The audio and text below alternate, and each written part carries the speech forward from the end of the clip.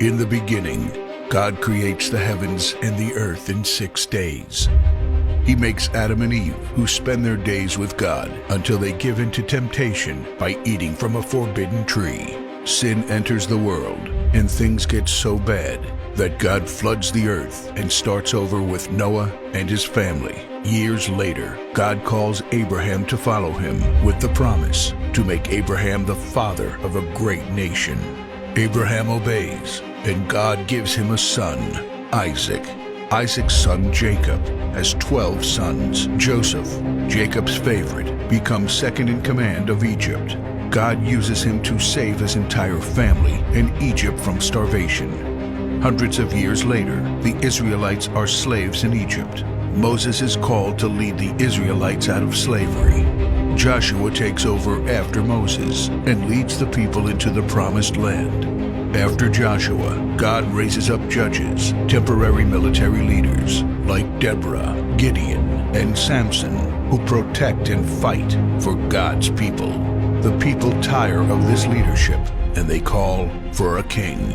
God gives Israel King Saul, King David, and then King Solomon. But it's all downhill from here. The people rebel, the kingdom of Israel is divided, and everyone turns their back on God. Prophets like Elijah, Isaiah, Micah, and Jeremiah warn that if people don't repent of their sins, there will be consequences. But the people ignore their warnings. The divided kingdoms are conquered, and God's people face captivity in foreign lands. People like Daniel show great courage and stand up for God when no one else does.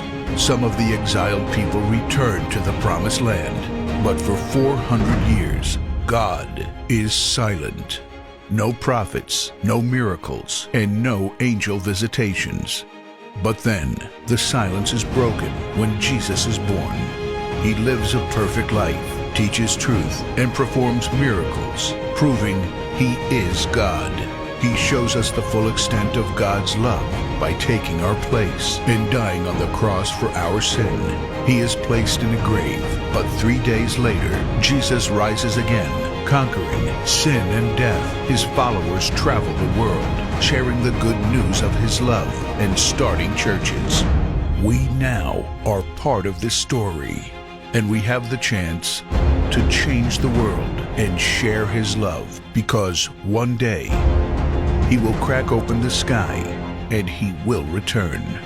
It's the greatest story ever told.